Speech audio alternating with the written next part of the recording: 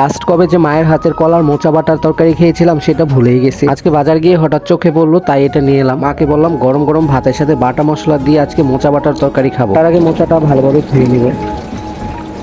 আমরা মোচাকে কলার থোর বলি, তো এই থোরটাকে মা এবার ভালোভাবে কেটে কুটে নিবে।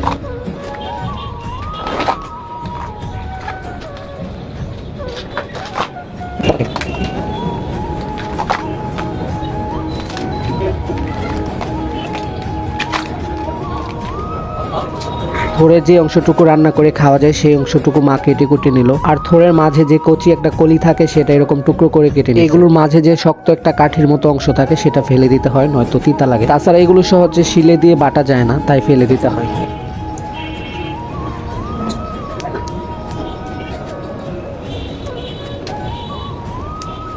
তো রান্নার জন্য সুন্দরভাবে কলার থোর কাটাকুটি করা হয়ে গেছে। এবার মা জায়গাটা খুব ভালো করে ক্লিন করে নিচ্ছিল। আর পরিষ্কার করা হয়ে গেলে সবকিছু নিয়ে মা রান্নাঘরে চলে যাবে। প্রথমে কলার থোরের এই অংশগুলোকে খুব ভালোভাবে ধুয়ে ক্লিন করে নিতে হবে।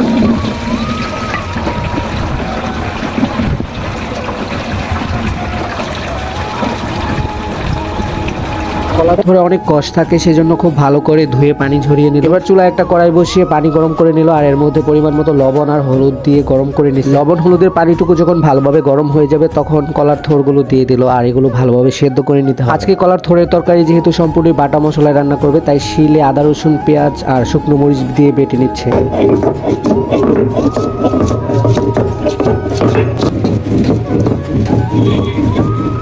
শিলপাটায় দিয়ে সবগুলো মশলা খুব মিহি করে বেটে নিতে হবে। তো কলার মোচা সিদ্ধ হতে হতে রান্নার জন্য যা মশলা দরকার সবকিছু মা খুব ভালো করে বেটে একটা বাটিতে তুলে নিল। এতক্ষণে কলার মোচাগুলো সিদ্ধ করা হয়ে গেছে। এগুলো এবার একটা চালনিতে দিয়ে ঠান্ডা পানি দিয়ে দিতে হবে। সিদ্ধ করা থোরগুলো পানি দিয়ে খুব ভালোভাবে ধুয়ে নিচ্ছে। এবার মা এগুলোকেও শিলে দিয়ে ভালোভাবে বেটে নিল।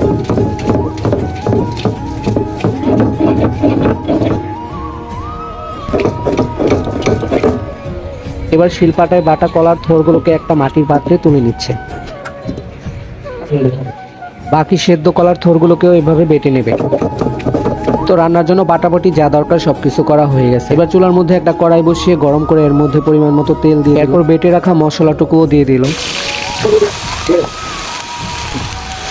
সামান্য একটু পানি দিয়ে এবার বাকি মশলাগুলো অ্যাড করে দেবে। তো এবার দিয়ে দিল পরিমাণ মতো লবণ, গুঁড়া মশলা হিসেবে জিরা, ধনিয়া, হলুদের গুঁড়া, সাথে সামান্য একটু শুকনো মরিচের গুঁড়া দিল, যেহেতু আগেই বাটা শুকনো মরিচ। তো এবার একটু পানি দিয়ে মশলাগুলো খুব ভালো করে কষাতে হবে। তার আগে এখানে কিছু গোটা গরম মশলা দিতে হবে। তো এলাচ, দারচিনি, তেজপাতা, লবঙ্গ দিয়ে মোচা রান্নাতে মশলার পরিমাণটা একদমই কম দিতে হয়, তাহলে খেতে খুবই ভালো। মশলার সাথে এবার কলার মোচা বাটাটুকু দিয়ে দিল।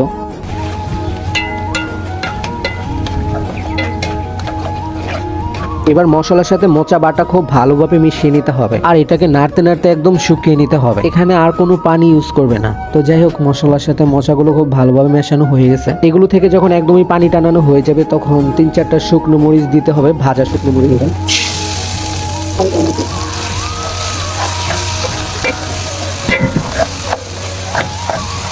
ভাজা শুকনো মরিচ দেওয়ার পর খুবই সুন্দর একটা ঘ্রাণ আসছিল। তো যাই হোক, মোচা রান্না করা হয়ে গেছে। কলার থোর রান্না শেষে কড়াই থেকে মা একটা বাটিতে নামিয়ে নিল। রান্না শেষে মোচা বাটা থেকে অস্থির একটা ঘ্রাণ আসছিল। তো আজকে আমি মোচা বাটার তরকারি দিয়ে মায়ের হাতে খাবো। মা গরম গরম ভাতের সাথে কলার মোচা বাটার তরকারি দিয়ে মেখে নিল, সাথে লেবু চিপে একটু রসুন নিয়ে নিল। বিশ্বাস করো গাইস, কলার মোচা বাটার তরকারিটা তো এমনিতে অনেক মজা হয়েছে, আর আমার মনে হয় মা নিজের হাতে খাওয়াই দিতেছে দেখে একটু বেশি মজা লাগছে। গরম ভাতের সাথে মোচা বাটার তরকারি, সাথে আবার শুকনো মরিচ। আমার কাছে সব মিলিয়ে আজকে দুপুরে খাবারটা দারুণ ছিল। তোমাদের কাছে কেমন লেগেছে আমাদের মা ছেলের রান্না বান্না আর খাওয়া দাওয়ার ভিডিওটা, সেটা কিন্তু তোমরা কমেন্টে জানিয়ে দিতে পারো।